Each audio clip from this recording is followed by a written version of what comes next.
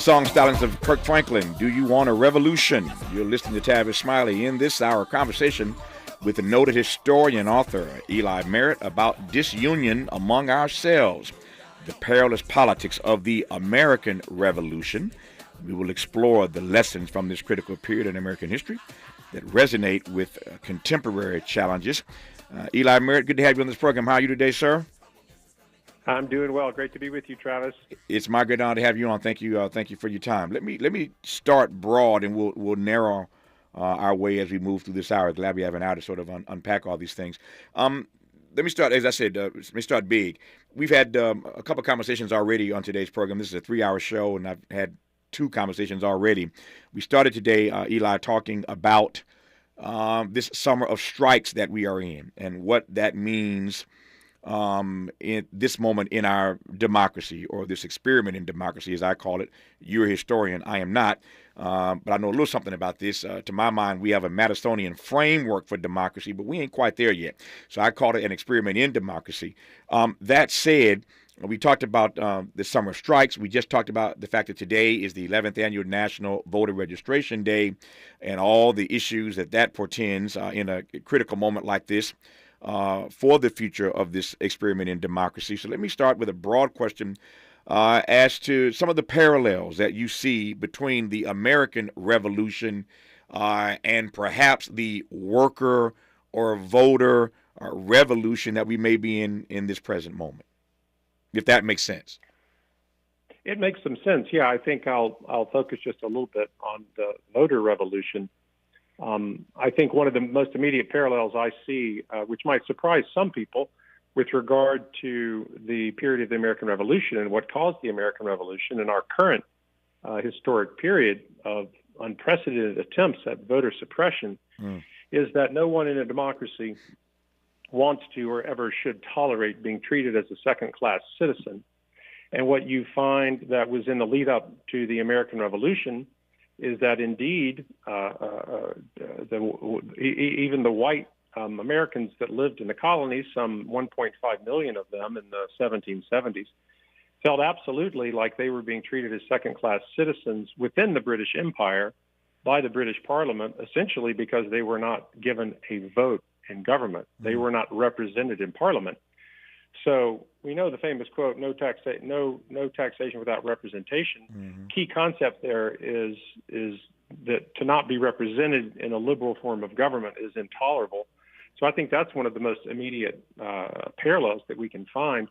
And one of the most egregious, damning problems we have today, as I'm sure you agree, is the extraordinary attempts to which certain power structures in certain states are going to suppress black and brown votes. Yeah. To your point, yes, I do agree. Just for the record, I do agree with your assessment. No surprise there. That said, there are so many different ways to define second-class citizenship. Being denied the right to vote or having your right to vote suppressed is one way. But are there other parallels that you would draw between those who felt like they were being treated as second-class citizens then and those fellow citizens right now who feel like they're being treated as second class? Well, what I think of there is it deserves mentioning, this whole idea of within a liberal or representative form of government to be treated as a second-class citizen.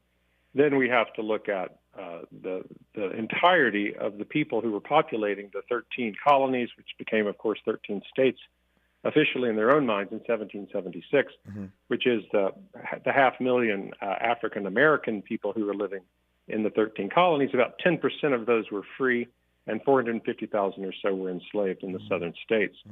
So, I mean, what can we say about that? Third-class citizen, you have to be driven all the way down to 10th-class citizen and appreciate that as a dreadful crime against humanity.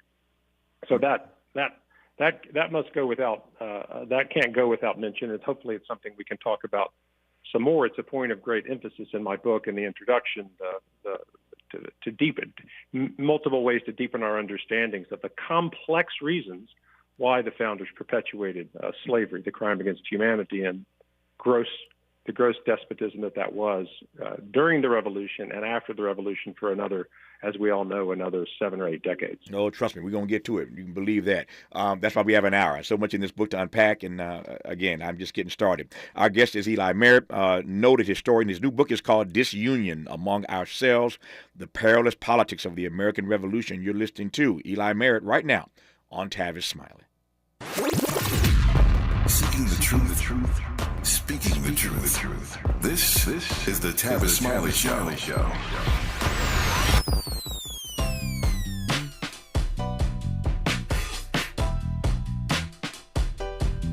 Escalade IQ. This the intro to the all-electric Cadillac, perfected like Zoom. And on a full charge, you get 450 miles without the stop. Haiku. This is what I do. Daddy fat intellect since 92. Linked all the way back, panoramic roof. Come with 24-inch rim standard. Ooh, why? Shout it, don't kill him. Cadillac diamond in the back, cold chillin'. And when I'm on attack, on the track is no ceiling. Sky's the limit. You hear me? You hear me?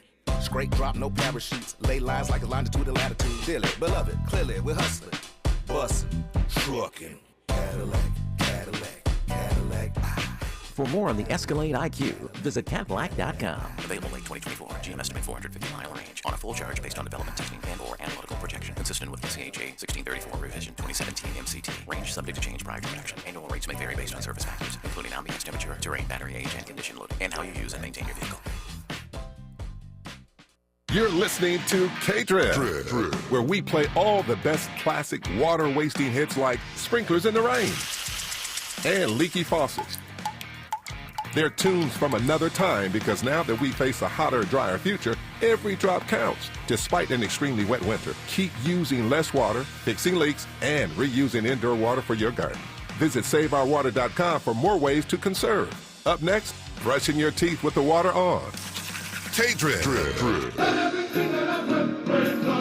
Extended Family Outreach Ministry presents Praise Fest 2023, Worthy to be Praised Conference and Concert, September 23rd, 10 a.m. to 6 p.m. at the Redondo Beach Performing Arts Center. Morning worship, keynote address, and conference featuring women in creative arts ministry and leadership sharing our stories, His glory, giving all praise, honor, thanksgiving, and glory to God. Don't miss the afternoon stand-up and sing praises concert with the Katinas, gospel singer Babby Mason, 3 daughters, and Kevin Click. That's Praise Fest 2023, Worthy to be Praised Conference and Concert, September 23rd, Redondo Beach Performing Arts Center. For more information and tickets, go to PraiseFest 2023 at Eventbrite.com. Plus, for the next 48 hours, use promo code KBLA48 to get your tickets free. You do not want to miss this day of praise. That's PraiseFest 2023 at Eventbrite.com.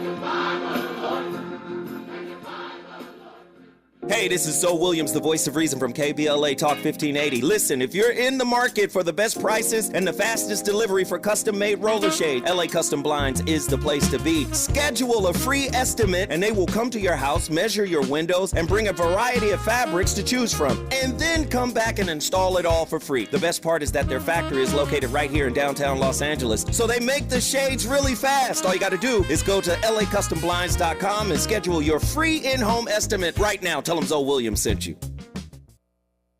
Who do you trust to get at the truth? Tavis Smiley. That's who. The conversation continues right now. Eli Merritt, so many books have been written about the American Revolution. Yours is called Disunion Among Ourselves, The Perilous Politics of the American Revolution. Give me the backstory for why you wanted to take another stab at this, as it were. Yeah, I think that's an important point. There are hundreds of volumes written on the American Revolution, but there's always something new to say if you read the literature differently at a different time in history. And so I'd say my book is really focused on a couple of areas with regard to the history of the American Revolution that we get wrong.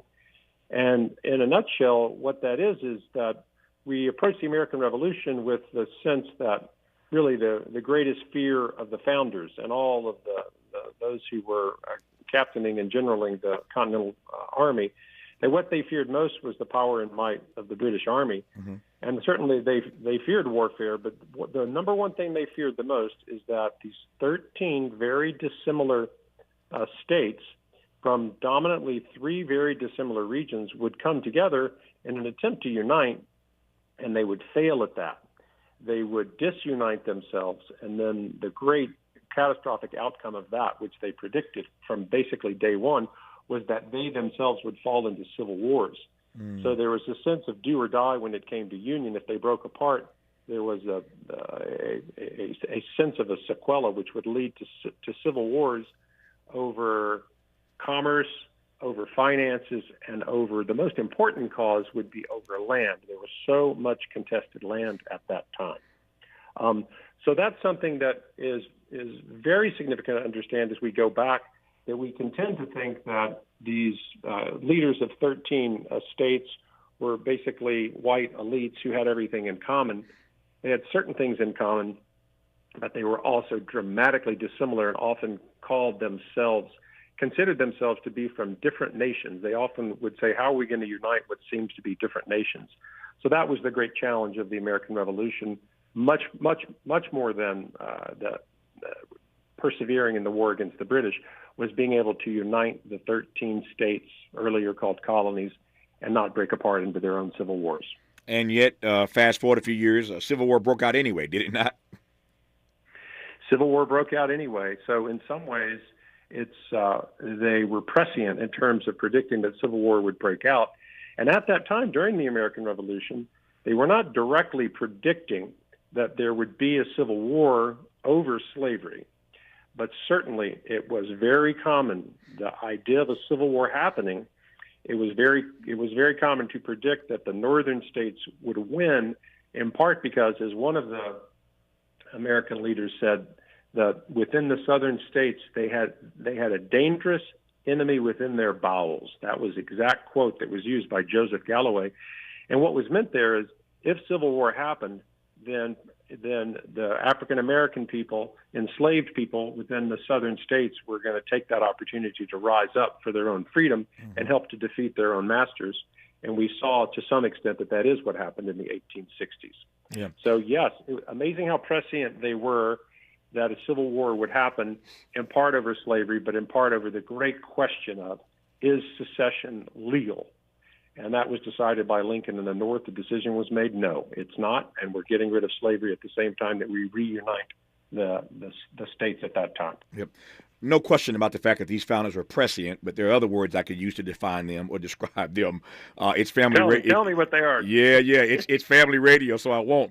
But let me press in that direction. They were prescient to be sure, but there were many other things. And this conversation is about your point of view in your book, not about mine. I'm here every day for 3 hours. They can hear my point of view anytime. But what I do want to hear, though, from you directly as a brilliant and noted historian, I've asked this question, as you might imagine, of many historians over the course of my career. And every time you ask one historian this, you get a different answer. One, because historians see history differently. No surprise there. But secondly, to a point you made earlier, Eli Merritt, that when you ask this question at a particular time in American history, the reflection might be a bit different. So let me ask you, on this day in September, in the year of our Lord 2023, as you look back on the founders, and I'm asking this question big, so you can go anywhere you want to go with it, deliberately and unapologetically. When you look back on the founders as a historian, what do you see? What do you make of them beyond their prescience? Well, I need to answer that in the context, as you say, of where we are in our history, because we're undergoing somewhat of a revolution or paradigm change in the simplistic way that we look back at the founders and blithely overlook the fact that in the southern colonies there was the perpetuation of slavery throughout the revolution and thereafter, and then in complex ways, even in the North, where slavery was abolished by 1804, there was a cooperation with the economic system of slavery.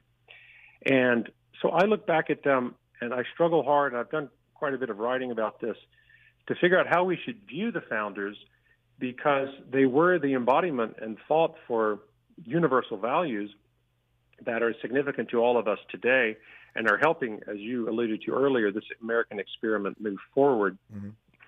So they had that. The values that they espoused are ones that we can all celebrate, but the practice of slavery, of course, was an abomination. And so how do we reconcile with that? I do actually believe that one of the greatest projects, intellectual and historical projects we could embark upon together, is to figure out a way to reconcile with that fact, and I don't mean accept it, but I mean understand it in a historical manner. And so there's often the description that the founders were evil because they practiced slavery. Certainly the practice of slavery was evil, but the way I've come to understand that, and perhaps the way it should be taught, is that they were corrupted, that the culture and the economy in which they were living, the ecosystem in which they were living, corrupted their minds, and that is what enabled the perpetuation of slavery. So I think of them as having, if I can put it this way, brains that are filled with all sort of enriched, valuable Enlightenment concepts, but then there's this place of pathology within their brains that relates to slavery and their willingness and capacity to perpetuate that decade after decade. So I think of them in those two ways. Yeah, it's a powerful answer, and I appreciate that. Now, let me interrogate it if I can. I was in a conversation with some friends the other day, and I made this point that I have come to believe at this point in my life that, first of all, none of us, we're human. We're not human and divine. And because we're not divine, every one of us is subject to being corrupted and contaminated. I don't care how pure you think you are. Because we are not human and divine, every one of us is subject at points in our lives to having our values, those immutable principles by which we live. We're subject to having those principles become corrupted and contaminated. That's true for every one of us, whether you want to believe it, accept it, or not. And so I accept the fact that these founders, to your point, Eli Merritt, could have been in fact corrupted. And I hasten to add, as you well know, being a brilliant historian, that is only through, how might I put it, only through interposition and nullification and amendment and protest that these pro-slavery documents written and signed by the founders have been able to change. They become living, breathing organisms that we've made better over the years through protest and interposition and nullification and amendment, as I said a moment ago. The point I'm pressing toward is simply this. It's one thing for them to be corrupted. It is another thing for them to put those thoughts down, those beliefs down, and to have the founding documents of this country, in fact, be pro-slavery documents. That's where that distinction, that's where the rub comes in for me. You might have thought about it. You may have been corrupted by the times, but did you have to put that down and make the founding documents of this country pro-slavery in their writings? Does that assessment make any sense to you? Yeah, and I'll try and answer, but then if you can, if there's specific documents or specific aspects of those documents that you would like to underscore, it would be helpful to me. My thoughts on that are they actually went to extraordinary attempts to try and exclude any, as you probably know, any language of slavery from the Declaration of Independence and also from the U.S. Constitution. Mm-hmm. And they perhaps in the letter of those documents they succeeded, but maybe you're alluding to in the spirit of it they did not. For example, in the 3/5 compromise, that's right, in the Constitution, they very self-consciously did not enter the word slavery, but the intent was to make enslaved people considered to be 3/5 of individuals. And so in some ways that came about as related to the dominant theme of my book, and that is what would have been the consequences of the 13 states breaking apart into disunion during the American Revolution and years after in 1787 during the Constitutional Convention. They had to forge compromises with very pro-slavery individuals within the orbit of the 13 states, most notably Georgians and South Carolinians, but also the others. And so without introducing notions that certainly were material in perpetuating slavery in the Constitution, they would almost certainly, all the evidence I know indicates that if accommodations with regard to the slave trade interest and interest in slavery were not incorporated, that there would have been the secession of some of the southern states. And if some seceded, then the others would be caught between a rock and a hard place, deciding, well, it looks like we're going to disband from one country into 2 to 3 separate confederations. And the outcome of that, again, they knew was going to be a civil war. They were unlikely going to be able to form 2 to 3 nations and then through diplomacy resolve all of the complex problems that they had for themselves. Mm-hmm. So I call that in the book the survivalist interpretation of the American Revolution and the founding period. I also call it a devil's bargain, the everything done and nothing done with regard to slavery during the founding period to be a devil's bargain, meaning that they actually feared for their own survival. If some of the northern delegates had attempted to demand upon the Union an earlier end to the slave trade or even a gradual plan for the emancipation of enslaved people, you would have gotten that dreadful cascade of disunion leading to separate confederations and that leading to civil wars. Mm. So they did what they did to save themselves. The white elite founders saved themselves, and one of the consequences was ongoing despotism, oppression, and murder and torture of African American people. Yeah. We'll talk more about the enslaved black folk as we move through this hour. But let me ask you right quick here: what were this is a question that I don't often hear asked, so let me just ask it again. We'll talk about the condition and the grievances of the enslaved Africans later in this hour. But what were the grievances of the good white folk? I don't mean the elite. What were the grievances then of everyday white people, if I can put it that way? During the period of the American Revolution? Yes. Well, their grievances were largely, I think, related to their own economic and social situation. Mm-hmm. I don't know the extent to which the working people, if we put it that way, without historical records left behind, whether at that time they themselves were up in arms about the same problems that the elite whites were, mm-hmm. that led to the American Revolution, because those folks didn't have the right to vote, didn't have the right to representation, and so that's what the elite whites were fighting for. So I think they had just their separate, everyday grievances, if we can put it that way, the need to feed their family, the need to be treated justly, and certainly a drive for more economic equality than they had at that time, as the less educated, and the disadvantaged white people. Yep. I asked that question for a couple reasons. One, because I just wanted to know what you picked up on in your research, but also because we've been talking in this hour about parallels, and we'll talk more about parallels between this unique period in American history, specifically the era of the American Revolution, and where we are today. And I was just curious as to whether or not the grievances of white folk then in any way resonate or parallel the grievances of white folk today. We live in a nation, as you well know, where just a few years from now down the road, we will be, for the first time ever, a majority-minority country.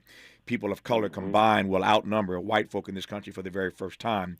And for a lot of reasons, including that and beyond, we're hearing all kinds of grievances from our white brothers and sisters, our white fellow citizens. And I was just curious whether or not there was a parallel to be drawn between some of those grievances that they were offering then and the kinds of grievances that we are hearing today, because I want to parallel when we come forward the grievances legitimate of those enslaved Africans and the grievances of black folk today. So that's the parallel, or parallels plural, that I'm driving toward as we move through this hour. Our guest in this hour is Eli Merritt. His book is called Disunion Among Ourselves, The Perilous Politics of the American Revolution. We'll continue exploring the lessons from this critical period in American history that resonate with contemporary challenges when we come forward on Tavis Smiley. Hope, agency, dignity. This is Tavis Smiley. Can you dig it? Come on! If you're like me, 60 and retired, making ends meet, especially here at the supermarket and drugstore, is tough. I'm so blessed to have found benefitscheckup.org. It's a free and confidential website from the National Council on Aging that connected me to $1,200 a year in programs that help pay for food, medicine, utilities, and more. Maybe it can help you. Benefitscheckup.org. My daughter was diagnosed with a rare malignant rhabdoid tumor on the spine. They sent her straight to St. Jude. My hope was gone. But when you get there, everyone's like, hey, we're not going to give up. And when you see other people not giving up on your child, that makes all the difference in the world. When I found out I didn't have to pay, I was just grateful they saved my baby's life.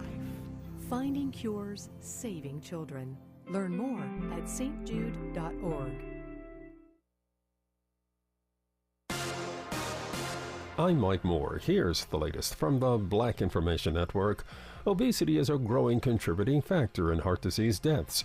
Research published in the Journal of the American Heart Association shows that it was cited on death certificate 3 times more often in 2020 than in 1999. The highest mortality rate was in the Black community. The CDC says obesity, which is a major risk for heart disease, affects 115 million people in the U.S., including more than 1 in 4 adults. The Powerball jackpot is soaring with no grand prize winner in Monday night's drawing. The latest rollover means at least $672 million will be on the line come tomorrow. The cash value on that works out to just over $320 million. And that's the latest. I'm Mike Moore from your 24/7 news source, the Black Information Network and BINnews.com.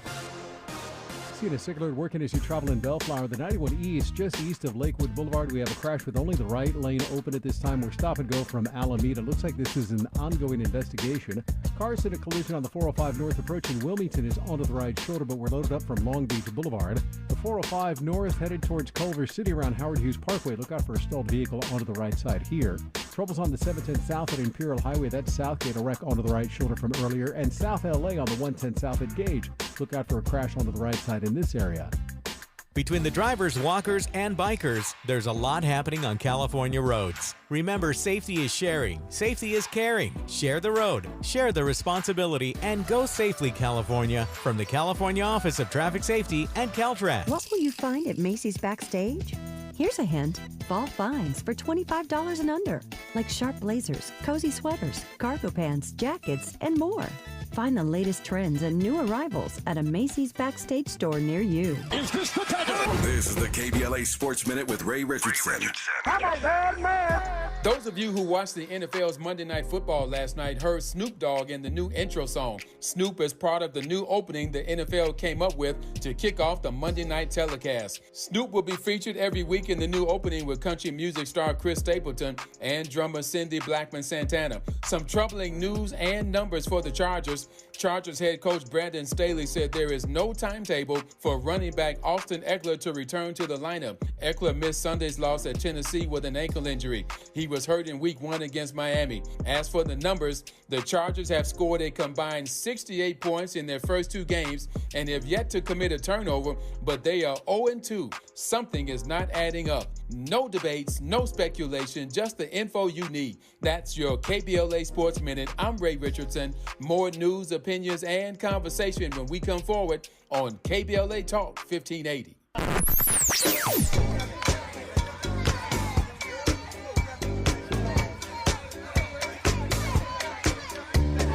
This is KBLA Talk 1580. Talk radio. That's music to your ears. We're unapologetically progressive. KBLA Talk 1580. We've got a lot to talk about. Race, culture wars, political turf battles, criminal justice and injustice, the courts. These are the conversations you won't hear elsewhere. My guests are leading journalists, celebrities, and sports figures, elected leaders, and influencers. They aren't afraid to get into it and say the quiet part out loud. With Ariva Martin in real time, your commute just became the most engaging part of your day. Tune in weekdays from 4 p.m. to 6 p.m. or find us on YouTube. Ariva Martin in real time, when you want it straight, no chaser. Unapologetically progressive. KBLA Talk 1580. We've got your black.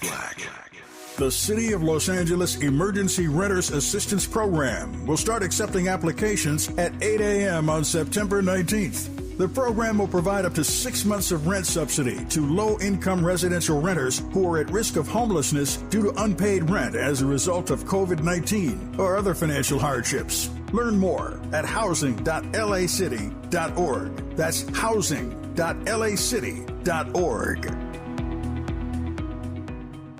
Dominique DePrima, KBLA Talk 1580.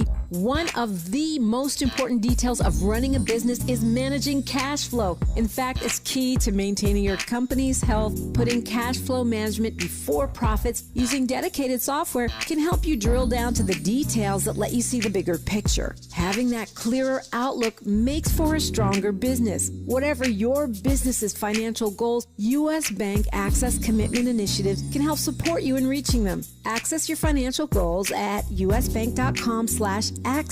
Member FDIC, equal housing lender. 1 in 4 Americans today are living with a disability. I'm one of them. People with disabilities are extremely talented, resilient problem solvers that have so much to offer. And we've got a trusted ally on our side, an organization we can rely on, Easter Seals. Easter Seals is leading the way to full equity, inclusion, and access to healthcare, employment, and education for people with disabilities, families, and communities. That's my Easter Seals. Make it yours. Learn more and get involved at easterseals.com. Turning my pain into purpose is pretty much what I have done to start this foundation. In August 2020, after the death of George Floyd, Bridget Floyd and other family members established the George Floyd Memorial Foundation in support of the Black community. It's going to take more than just us as a foundation. It's going to take the community, the world, to make a change. Fight for racial justice for the Black community. Learn how at lovehasnolabels.com. Brought to you by Love Has No Labels and the Ad Council. Smart talk for curious people just like you. You're listening to Tavis Smiley. Tavis Smiley and Eli Merritt, noted historian, author of the new book, Disunion Among Ourselves, The Perilous Politics of the American Revolution, talking about, again, some of the parallels between then, the American Revolution, and this revolution that we are in right now. As Gil Scott Heron said, the revolution will not be televised, but one could argue that there's a lot happening in this democracy right now, this experiment in democracy, that suggests that something is afoot. You see the summer of strikes that we are in now. You see poor people rising up on any number of fronts. I could suggest to you that people are waking up. Dr. King used to always say that a man can only ride your back when it's bent. And a lot of folk, I think, are starting to straighten up their backs in this present moment in this country. And I'm pleased to have Eli Merritt on again, talking about his book regarding the American Revolution. Earlier in this conversation, Eli Merritt, you made mention of that phrase, probably the first, to my mind at least. I'm just recalling my American history classes. It's been some time now, but probably the first political slogan that I can recall, the first phrase that sort of caught on: no taxation without representation. Taxation without representation is tyranny. It's a great slogan, and it worked then. And this is a slogan, of course, that was uttered by the American colonists living under British rule, as you said earlier. But I wonder if you might say a word about the evolution of that historic phrase. I believe that, slogans are not solutions, and yet there are people listening to us right now in the nation's capital who are still living under no taxation without representation. So your thoughts about the evolution of that historic phrase that you referenced earlier? Well, in terms of the history that I know best, probably the first 70 or 80 years, of course, it was used as a slogan, a rallying cry for the beginning in Boston and mainly in New England.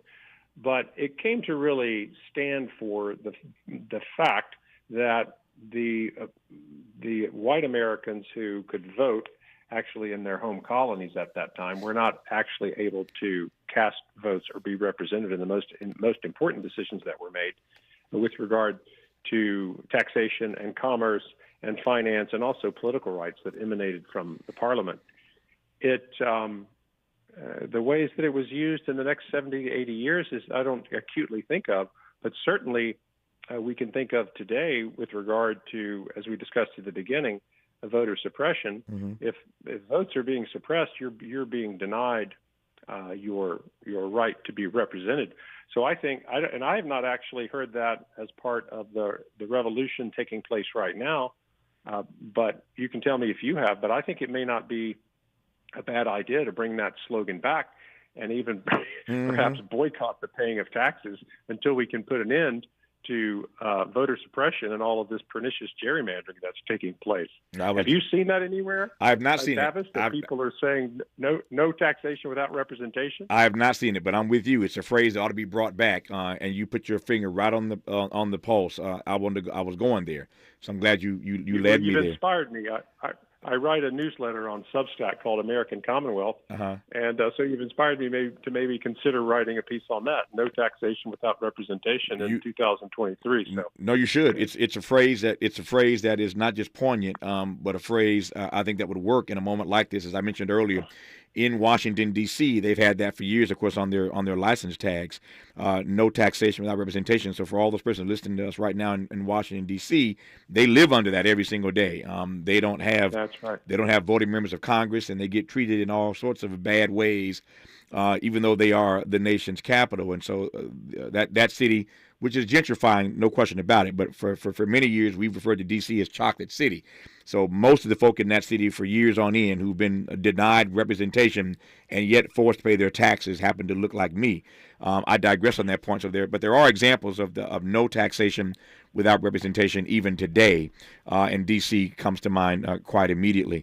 But I like your idea of bringing that phrase back, and there are a number of ways to make that point, particularly in this fight for voting rights, in this fight against voter suppression. That phrase absolutely works. No taxation without representation. Let me move to another issue I want to cover now. This is at the epicenter of your book as I read it, and it is this notion that this era, the American Revolution era, this time period was marked by political hyperpolarization. And if there is any parallel between the American Revolution and where we are right now in this democracy, that issue would be political hyperpolarization. So square those two things for me, compare those two things for me, contrast those two things for me if you can. Okay, that's a good question with I think a complex answer.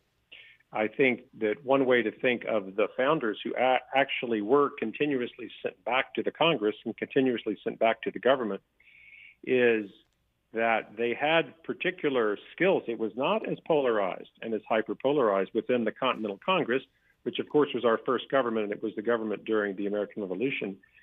They were not as polarized as we are today. So this is going to be a complex thing. We think of the founders as perpetuating the slave trade and perpetuating the enslavement of African people, and that this is the opposite of what a virtuous person would do. All right, so we're going to acknowledge that. However, in the confines of their politics and the confines of the Continental Congress, they actually strove very hard to practice an aspect of democracy and Republican government, which is essential, and that is civic virtue. And another way to think about that, maybe in easier terms, is ethical leadership. Mm-hmm. So they were, in fact, polite with one another. They did not interrupt one another. The other area of my specialty, Tavis, is demagogues and demagoguery. Mm-hmm. So they studiously steered away from demagogues and demagoguery and would not permit it. They would often vote folks out of government who practiced those arts. So I think the way to square it is they come in with extraordinary differences and extraordinary dangers of the things they could do and not do within the central government.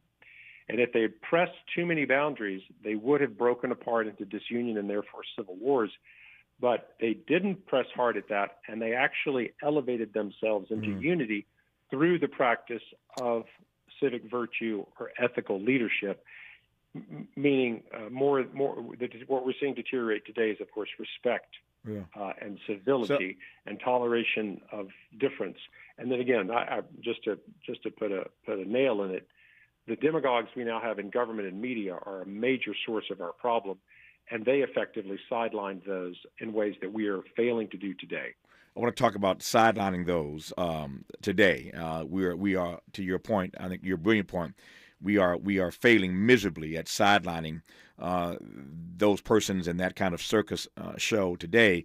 I laugh internally because if I hear you correctly, there was no place for Donald Trump back then. There would have been no place for him, huh? 100%. In fact, it is not wrong to say it sounds like a stretch, but we've all seen somewhere in the many articles that have been written, and I've probably written 10 or 12, saying something like, they wrote the U.S. Constitution with a demagogue like Donald Trump in mind, and particularly empowered, they tried to empower through education and civic virtue a populace that would not vote for a Donald Trump. But they went even further and erected the Electoral College, which has now been neutralized, as you know, to prevent demagogues from rising. And then they also instilled in the Constitution impeachment, conviction, and the power to disqualify from future office, specifically in order to get someone like Donald Trump out of the federal government, out of the presidency before it's too late. That's another place where we failed terribly. Now we have the rule of law going after Trump, and hopefully the rule of law will succeed. Yeah, for all that the founders did, think about it. For all, you just heard Professor Merritt make this point, for all that the founders did to stop a Donald Trump from rising, not only did he rise, but he may rise again. Lord help us. You're listening to Tavis Smiley. What's your quarrel with the world? You're listening to Tavis Smiley. What is dedication? My biggest fear in the middle of my addiction was that my kids wouldn't have a father. And I started thinking, you know what? This isn't my story. I definitely had to become a better man to be a better father. It's important to me that my kids are empowered and truly believe that if they can think it, they can do it. That's dedication. Visit fatherhood.gov to hear more. Brought to you by the U.S. Department of Health and Human Services and the Ad Council. Joey from Vermont, a farmer trying to get through the winter. Adriana from South Carolina, a single mother living paycheck to paycheck.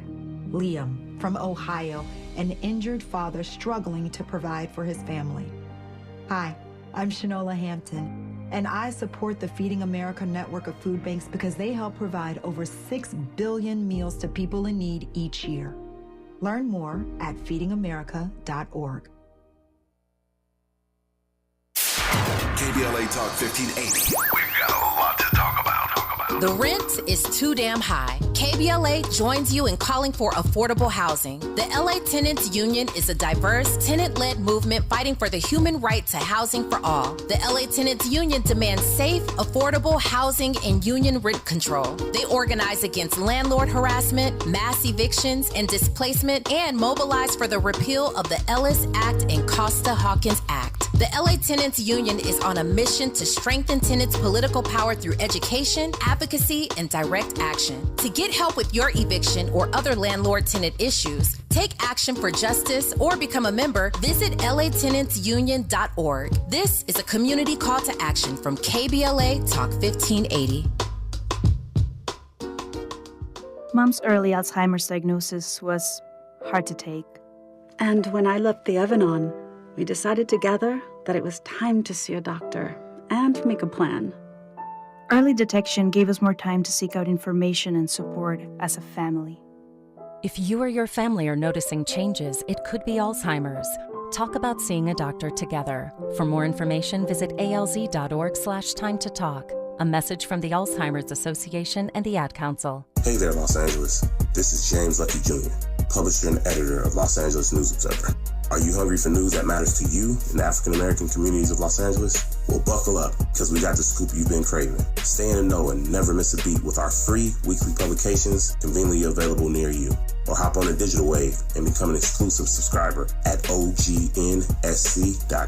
Don't forget to join the party on Instagram and Twitter at OGNSCINC for behind-the-scenes access and sizzling updates. No more FOMO. Let's stay informed, connected, and empowered together.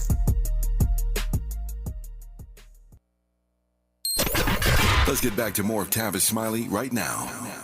Eli Merritt, you made a powerful point a moment ago that I want to give you a chance to unpack, and that is this notion that we have not done, are not doing in real time in this democracy, a good job of shuttering those demagogues in both politics and media. You started to unpack that for me, so take it away, please.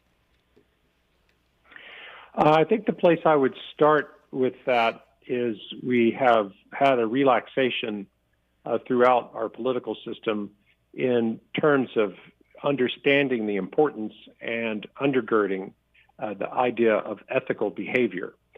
And I'm about to, next semester, teach a course here at Vanderbilt with another professor with the working title of How Democracies Thrive.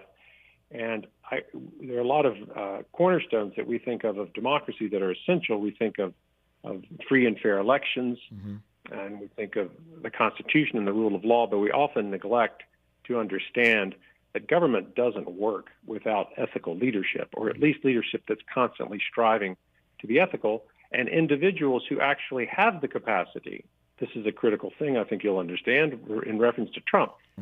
The ability, the ego ability to put higher values above self in the pursuit of power, and that is the ability to put a constitution before self, the ability to put the rule of law before self, an oath of office.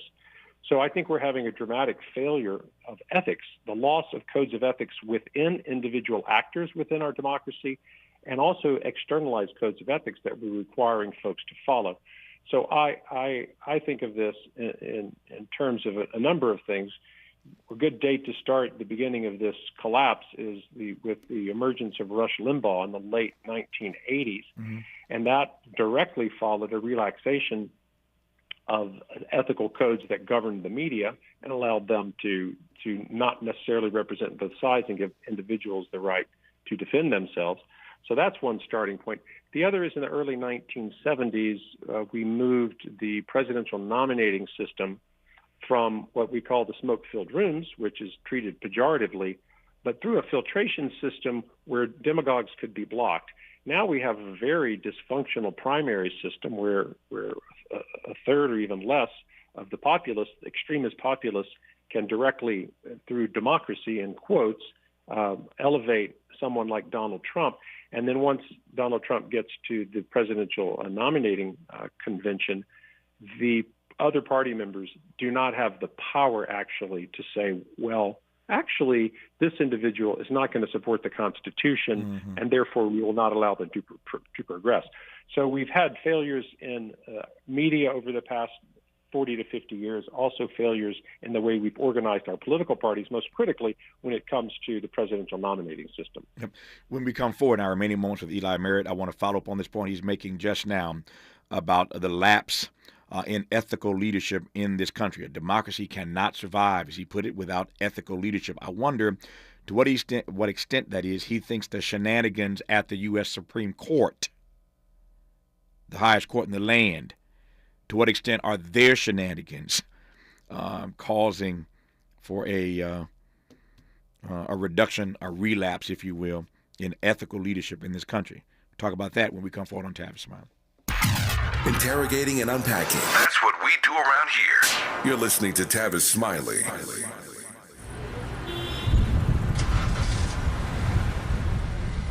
What's up, party people? It's your favorite MC's favorite rapper, MC Light here. And we're celebrating 50 years of hip-hop, authentically powered by Cadillac. And we're going to take it way back to where it started. It was only fitting that hip-hop began with teenagers at a back-to-school jam in the rec room of a South Bronx apartment complex by an 18-year-old brother. By the way, I'm also sure he had a Cadillac parked outside. He noticed the energy on the dance floor when he switched between two turntables, extending the beats, repeating the breaks, and never losing the rhythms. And that was the birth of hip-hop. And from that moment, it took off. For more on how Cadillac is celebrating hip-hop's 50th, visit Cadillac.com/audacity.